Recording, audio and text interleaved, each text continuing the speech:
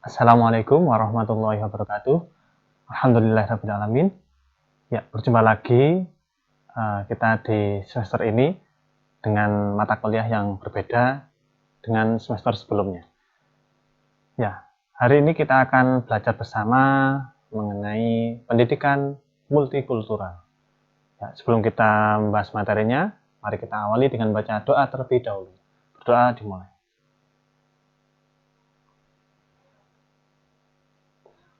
Ya, berdoa selesai. Ya, gimana kabarnya hari ini? Ya, semoga kalian dalam keadaan yang sehat walafiat. Amin. Ya, pertemuan kemarin kita sudah membahas mengenai sistem perkuliahan yang akan kita laksanakan bersama ya selama kurang lebih 1 semester ke depan seperti itu ya.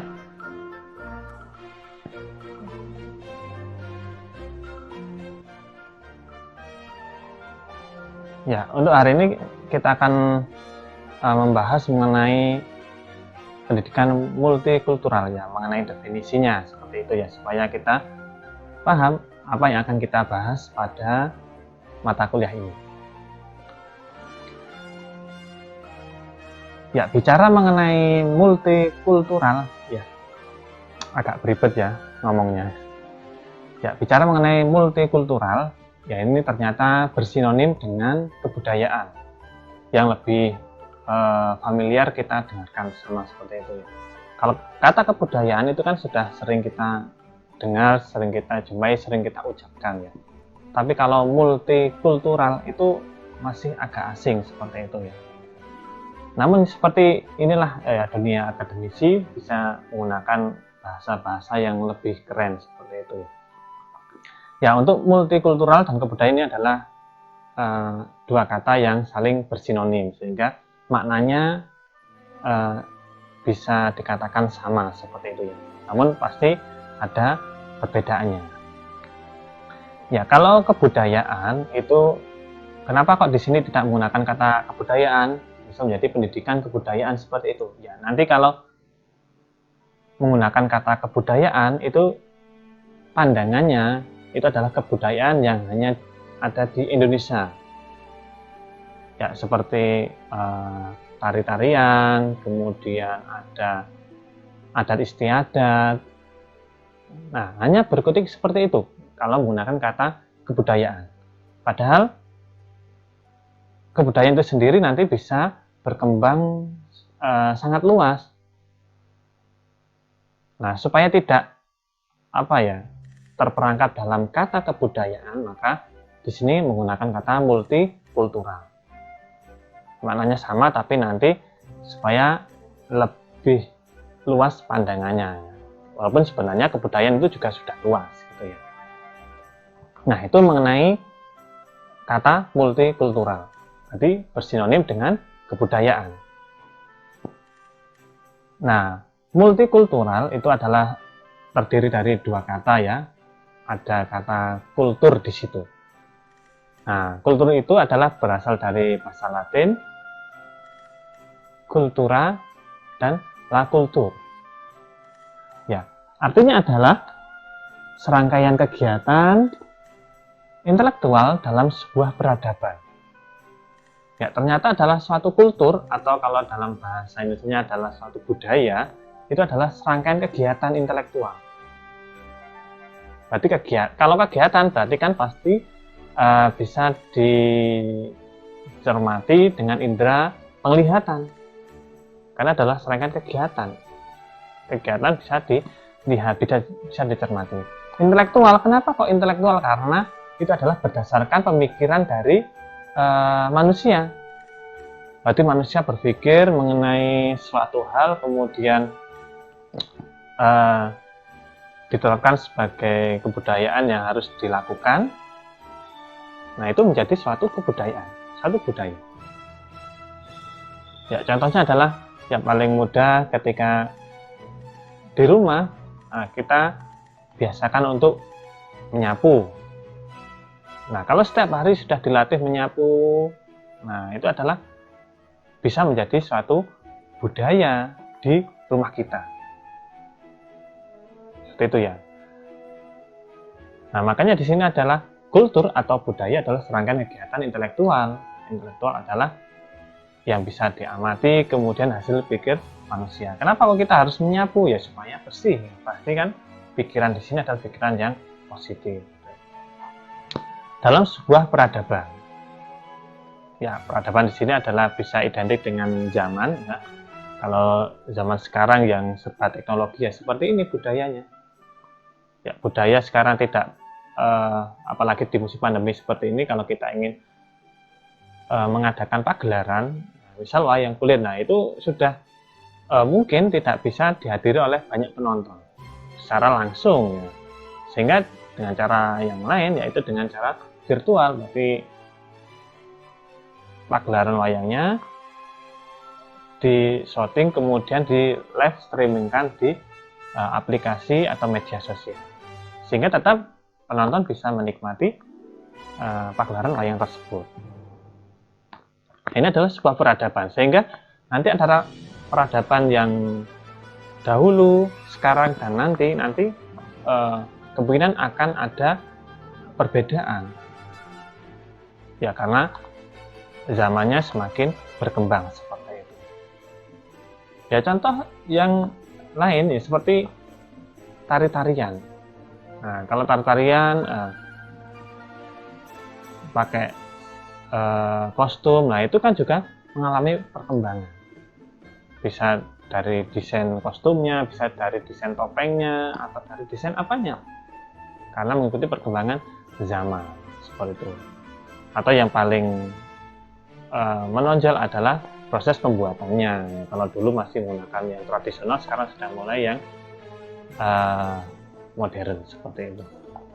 Nah, ini adalah mengenai multikultural, sehingga multikultural itu adalah bersinonim dengan kebudayaan, dan di sini kita lebih menggunakan kata multikultural supaya nanti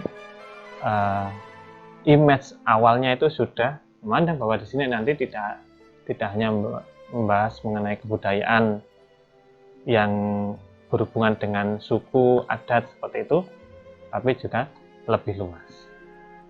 Itu ya. Nah, untuk kebudayaan itu sendiri dibagi menjadi dua, yaitu material dan non-material. Nah, kalau kebudayaan material itu adalah hasil cipta, yaitu sebuah karsa yang berwujud satu barang atau alat. Nah, kalau yang kebudayaan yang material, itu adalah ada alatnya, ada bendanya. Nah, seperti yang ditampilkan di sini adalah contoh rumah adat di Indonesia, di berbagai provinsi. Nah, itu kenapa kok bentuknya bisa beda-beda? Yaitu adalah hasil dari suatu kebudayaan. Kebudayaan di Jawa dengan di Sumatera beda, sehingga alat-alatnya yang dihasilkan itu juga berbeda.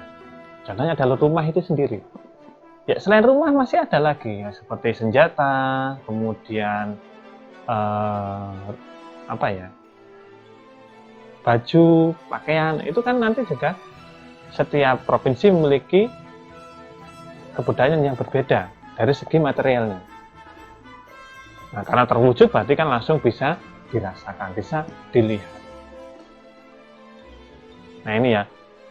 Nah, kenapa kok bisa timbul perbedaan seperti ini walaupun hanya rumah, nah, seperti itu. Nah, karena di sini adalah setiap daerah ini memiliki keunikan masing-masing. Sehingga keunikannya di kelompoknya ini nah diwujudkan salah satunya dalam bentuk rumah adat.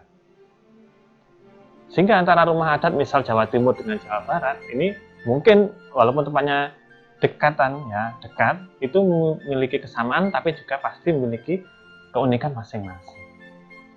Nah, ini adalah contoh dari kebudayaan yang walaupun dalam satu negara tapi memiliki budaya masing-masing dan hasilnya memiliki kebudayaan material yang beraneka ragam. Nah, kemudian kebudayaan yang kedua adalah kebudayaan non-material, yaitu sebuah karsa yang berwujud kebiasaan, adat, keyakinan, pengetahuan, dan sebagainya. kebiasaan. Ya, kebiasaan di sini adalah ya tidak berwujud material seperti tadi, tapi bisa berupa tingkah laku keseharian. Kemudian adat istiadat ini juga bisa dari pola hidupnya, kemudian keyakinannya seperti apa, pengetahuannya, dan sebagainya. Nah, ini adalah yang non material yang tidak bisa dibendakan. Nah, antara kebudayaan non material dan material ini adalah pastinya saling berhubungan. Ya, contohnya adalah seperti adat rumah tadi. Ya, ada rumah tadi secara material terlihat seperti itu. Tapi secara non materialnya karena adatnya berbeda, maka desainnya rumahnya itu juga berbeda. Nah, itu yang non material, yang tidak terwujud, yang ada dalam kebiasaannya. Nah, kemudian keyakinan pengetahuan juga akan mempengaruhi suatu kebudayaan. Sehingga kalau material tadi bisa langsung dilihat, kalau non material itu ya kalau tidak sedang dilakukan itu kita tidak bisa melihatnya. Tapi kalau sedang dilakukan, nah itu nanti bisa diamati, dicermati. Ya, contohnya kebiasaan yang paling mudah adalah kebiasaan menyapu. Nah, itu kalau nggak pas dia nyapu ya berarti kita tidak bisa mengetahui kebudayaannya. Tapi kalau ketika menyapu berarti kan tahu, oh nyata kebiasaannya adalah suka bersih-bersih, yaitu menyapu. Nah, ini klasifikasi kebudayaan ada dua, yaitu material dan non material. Walaupun semua keduanya bisa diamati, tapi kalau yang material itu bisa secara langsung, kalau yang non material secara langsung tapi harus sedang dilakukan. Seperti itu ya.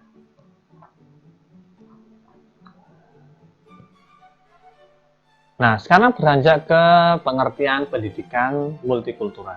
Ya, pendidikan multikultural di sini terdiri dari dua kata, pendidikan dan multikultural.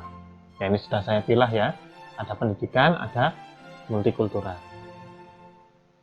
Nah, pendidikan terlebih dahulu ya. Ya, pendidikan merupakan pembinaan, pelatihan, pengajaran, dan proses yang merupakan bagian dari usaha manusia untuk meningkatkan kecerdasan dan keterampilan. Nah, pembinaan di sini adalah pastinya adalah ada seperti instruksi dibina, ya, dimotivasi. Nah, selain pembinaan juga ada pelatihan, berarti selain dimotivasi juga ada pelatihannya, yaitu langsung praktik. Ya, tidak hanya ceramah saja, tapi juga ada praktiknya. Ada pengajaran, berarti ada proses bertemu antara pelatih dan yang dilatih, antara guru dan siswa. Ya, walaupun sekarang kan tidak bisa bertemu secara langsung, tapi mereka juga pasti bertemu dalam dunia yang lain ya, dalam dunia maya. Nah, seperti ini. Nah, kita belajar bersama, walaupun sekarang saya tidak berhadapan secara langsung dengan mahasiswa ya, hanya berhadapan dengan kamera ini. Ya, nanti kalau materinya sulit silahkan lambaikan tangan gitu ya. Ya, tapi saya yakin di sini kalian juga belajar, berarti mencermati apa yang saya sampaikan seperti itu.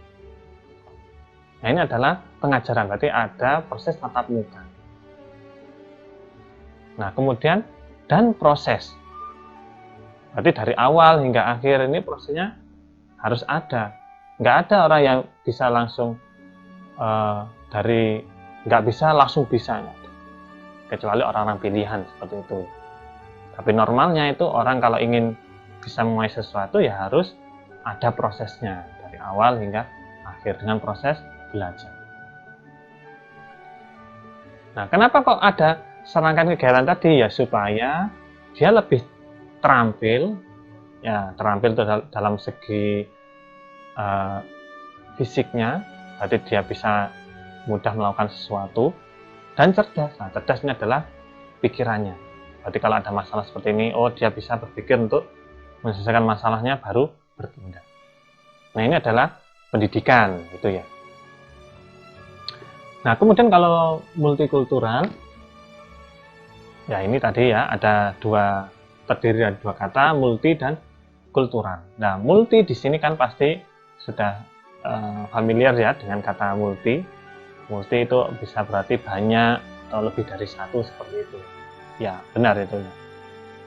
Multi talenta berarti talentanya banyak, tidak hanya menari tapi juga bisa menulis, membaca, berkarya dan sebagainya. Multi talenta gitu. Sehingga multi di sini adalah beraneka ragam. Nah, kalau di sini saya lebih memilih kata plural untuk mengartikan multi. Ya, karena yang dinamakan dengan plural itu adalah kita memiliki banyak keahlian. Dan keahliannya itu adalah memiliki keistimewaan masing-masing, memiliki keunikan masing-masing. Ya, saya bisa menulis. Teman saya juga bisa menulis. Nah, tapi saya mempunyai ciri khas tersendiri. Dan maksudnya teman saya juga memiliki keunikannya ketika menulis. Itu namanya plural. Apakah dengan teman kalian itu bersaing? Ya, secara langsung tidak ya, karena kan sama-sama ingin mencatat apa yang belum diketahui. Dia ingin tahu, saya juga ingin tahu, makanya saya menulis. Tapi saya punya keunikan dalam tulisan saya. Dan mungkin yang saya tulis dengan yang teman saya tulis itu tidak sama. Itu namanya plural. Sama-sama memiliki keunikan, memiliki perbedaan, tapi juga ingin meningkatkan kapasitasnya dari keahliannya tadi. Jadi tulisan saya supaya bagus itu, supaya diterima itu bagaimana caranya? Ya, tanpa menjatuhkan teman saya yang lain. Itu namanya plural. Nah, itu dicontohkan di gambar itu kan ada anak-anak main angklung. Nah, itu juga namanya plural karena setiap anak itu kan memiliki keahliannya masing-masing, sehingga nanti mereka bekerja sama kapan waktunya saya memainkan angklung tadi. Oh, ini bagian saya, berarti saya menggerakkan sehingga berbunyi. Oh, ini waktunya teman saya, berarti saya diam. Itu namanya plural, berarti nanti tidak saling bersaing tapi menunjukkan bahwa saya adalah bisa. Itu ya plural. Kemudian kultural yaitu tadi ya tentang kebudayaan yang mengandung pengertian kultur atau budaya. Berarti di sini adalah multikultural, itu adalah budaya yang beraneka ragam, yang bersama dengan makna kebudayaan tadi, itu ya. Nah, sehingga kalau digabungkan antara pengertian pendidikan dan multikultural, di sini adalah yang pertama ya, pendidikan multikultural adalah usaha sadar yang dilakukan oleh seseorang untuk melakukan proses menanamkan nilai menghormati sesuatu yang berbeda. Ya, tadi kan pendidikan adalah salah satu adalah proses dari awal hingga akhir. Nah, tidak hanya proses saja, tapi juga menanamkan nilai bahwa nanti pasti ada suatu perbedaan. Ya, dalam ketika kita belajar ya di kelas itu kan pasti ada teman yang dapat nilai B, ada yang dapat nilai A, ada yang dapat nilai C. Nah, itu namanya berbeda dan kita harus menghormatinya. Ya, mungkin teman kita mendapat nilai B karena ada bagian yang kurang. Teman kita dapat nilai C, nah, ada bagian yang kurang. Teman kita dapat A, pasti dia lebih rajin, mungkin seperti itu ya. Nah, kita menghormati. Nah, tidak boleh nanti kalau ada teman kita yang dapat nilai B, sedangkan kita dapat C, kemudian kita menyalahkan. Nah, nggak bisa ya, itu namanya belum masuk ke ranah pendidikan. Kalau pendidikan berarti ya ada prosesnya dan multikultural saling menghormati. Yang dapat C juga lega, yang dapat A juga merasa lega. Seperti tidak boleh saling menghardik seperti itu ya, saling menghormati. Kemudian pendidikan multikultural itu adalah menjembatani pemahaman tentang multikultural menjadi sangat bermanfaat bagi keberlangsungan hidup di era global. Sehingga tercipta suasana yang masyarakat yang rukun. Nah, di sini adalah pemahaman, berarti untuk pendidikan multikultural di sini menjembatani tadi. Karena setiap peradaban nanti di zaman sekarang dengan zaman Bapak Ibu kita kemarin tuh tidak sama. Sehingga pendidikan multikultural di sini adalah menjembatani proses perubahan dari zaman A ke zaman B. Dan pastinya kan tidak langsung A langsung berubah ke B, tidak bisa. Tapi pasti ada prosesnya. Dan di sini adalah pentingnya pendidikan multikultural. Nah, ini saya gambarkan dengan seorang anak yang sedang memainkan wayang. Ya, di situ terlihat ada dalang yang sedang memainkan wayang kulitnya.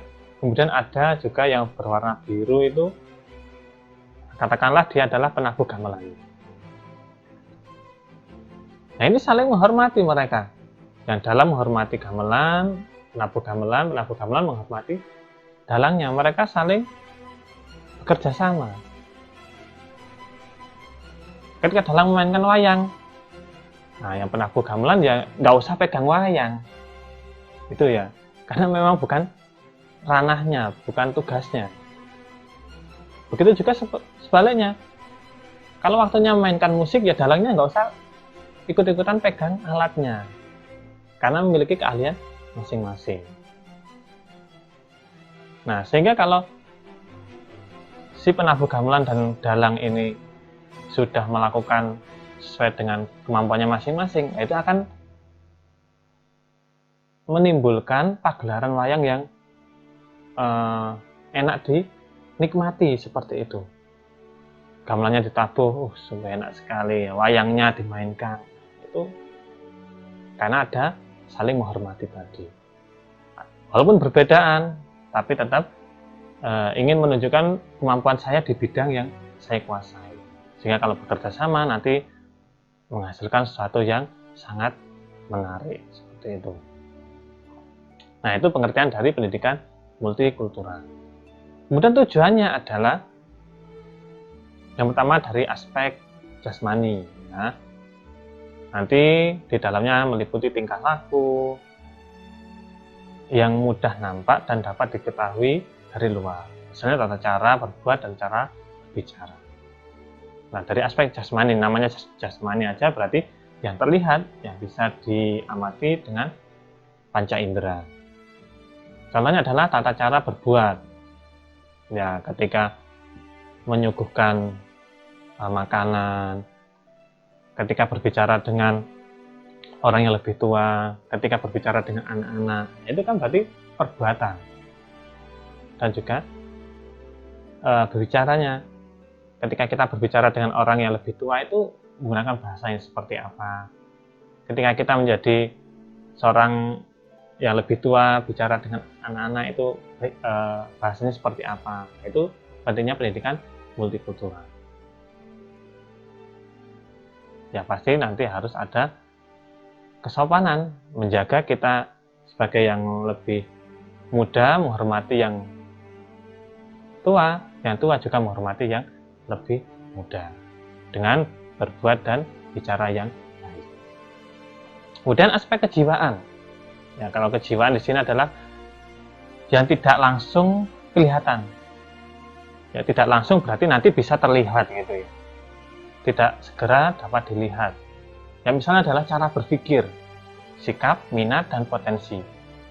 Ya, misal ketika kita berada di kelas, misalnya ini kelasnya adalah kelas yang offline ya, kemudian guru menyampaikan suatu pertanyaan. Nah, ternyata semua siswanya angkat tangan. Nah, angkat tangan di sini pastinya kan siswa akan merespon pertanyaan dari gurunya tadi. Nah, tapi kan kita tidak tahu apa yang akan disampaikan oleh siswa. Nah, ini adalah aspek yang tidak segera bisa dilihat. Tapi yang bisa kita rasakan adalah, oh nanti siswanya akan menyampaikan suatu pendapatnya. Dengan cara apa? Dengan cara terlihat mereka angkat tangan.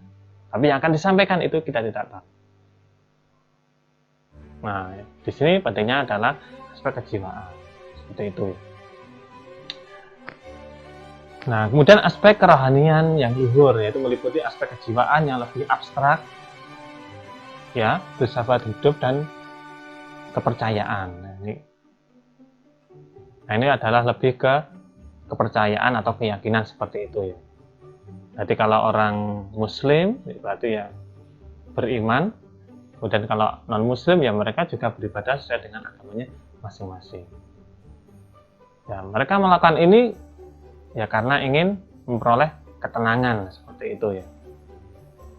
Nah, kalau kita sudah belajar pendidikan multikultural, kita akan menerima kalau orang Islam sedang sembahyang berarti ya kita menghormati. Ketika orang Hindu, orang Buddha sedang sembahyang berarti ya kita juga menghormati. Karena ini adalah sama-sama sedang menghadap Tuhannya masing-masing. Karena kepercayaannya juga berbeda, makanya caranya juga berbeda. Nah, ini adalah pentingnya pendidikan multikultural. Supaya apa? Supaya menjaga bahwa kalau kita sebagai Muslim, nanti kalau ada non-Muslim sedang beribadah, nah kita juga harus menghormati. Seperti itu. Nah, ruang lingkup pendidikan multikultural di sini adalah yang bisa lebih luas dari kebudayaan tadi ya, walaupun maknanya sama. Nah, yang pertama adalah ruang lingkup di bagian gender. Nah, gender di sini dibagi menjadi dua, yaitu ada laki-laki dan perempuan. Ini saya gambarkan dengan suasana di anggota dewan itu ya.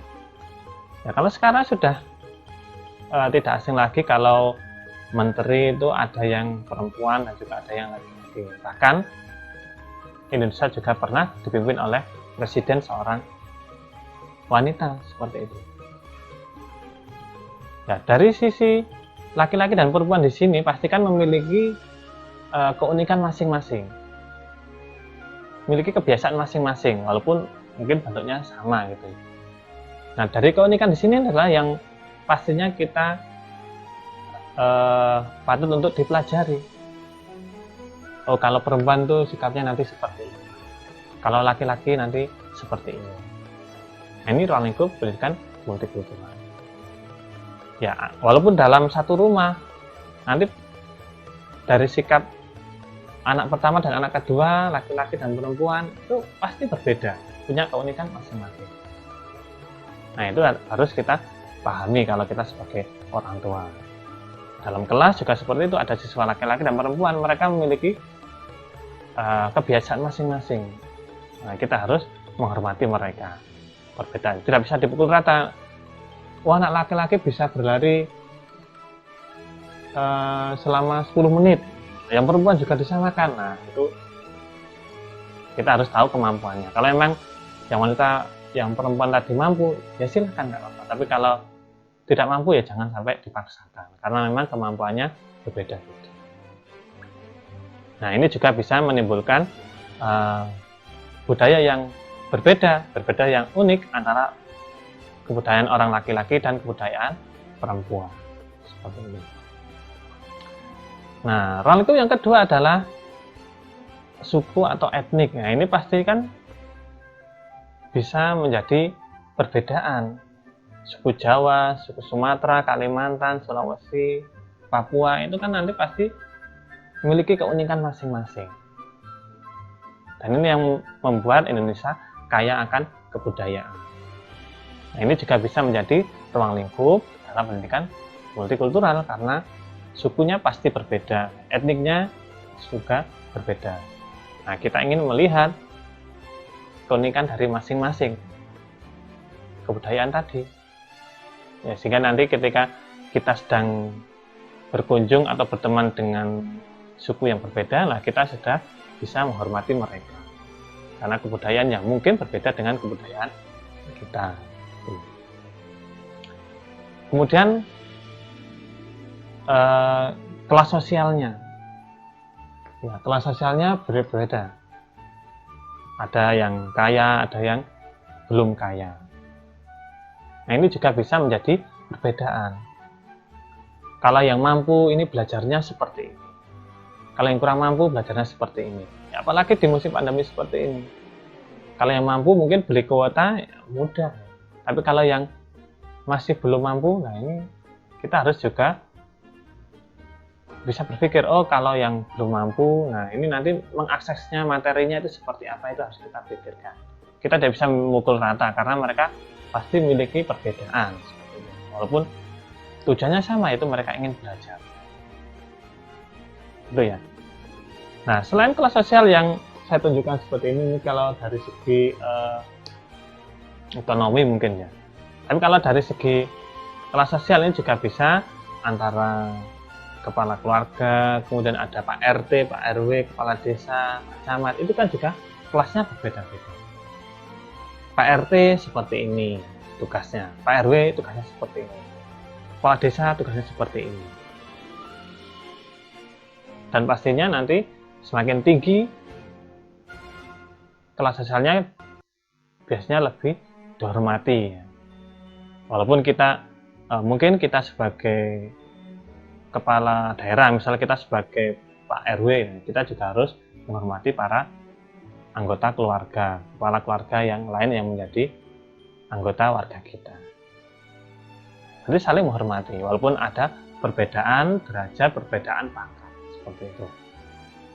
Nah, ini juga akan mempengaruhi kebudayaannya masing-masing.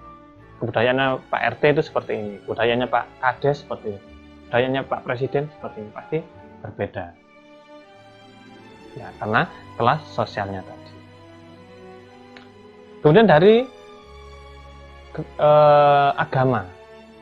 Ya, agama tadi sudah disinggung bahwa memang pasti berbeda antara orang Islam, orang Kristen, Hindu, Buddha. Nah, ini berbeda. Ya, walaupun mereka berbeda tapi tujuannya sebenarnya sama, sembahyang, yaitu menghadap Tuhan. Nah, selain itu juga ingin menenangkan diri, seperti itu ya. Jadi pasti berbeda, caranya berbeda, tahap-tahapannya berbeda. Nah, tapi kita tidak bisa atau tidak boleh melarang atau memusuhi mereka, karena memang ya seperti itu tata caranya, berbeda dengan kita melakukan dengan tata cara kita sendiri, mereka juga melakukannya dengan tata cara mereka sendiri. Ya udah, kita berjalan masing-masing dengan tetap saling menghormati. Nah, itu pentingnya pendidikan multikultural. Dan yang kelima adalah ruang lingkupnya adalah di pengecualian. Ya. Di Indonesia ada beraneka ragam keunikan. Nah, keunikan-keunikan di sini adalah yang bisa menjadi suatu kultur, menjadi suatu budaya yang baru yang bisa dikembangkan di Indonesia.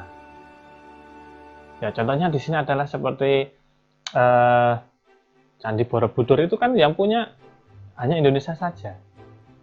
Nah, ini bisa menjadi daya tarik masyarakat Indonesia dan dunia untuk belajar tentang kebudayaan kita.